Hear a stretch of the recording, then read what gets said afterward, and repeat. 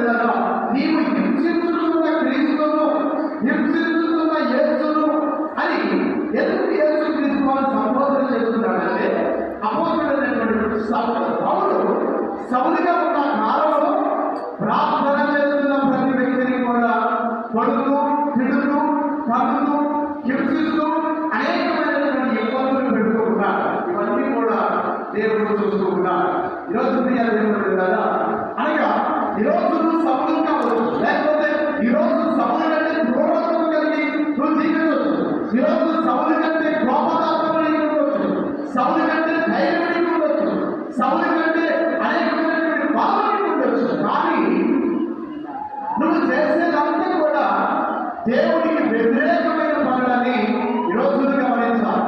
నీ బలం కానీ, నీ జ్ఞానం కానీ, నీ తెలివితేటలు కానీ, నీ భయం కానీ, లేకపోతే నీ ఆస్తిపాస్తులు కానీ, ఇవన్నీ కూడా నీకు అహంకారాన్ని తెచ్చి పెడుతున్నాయి.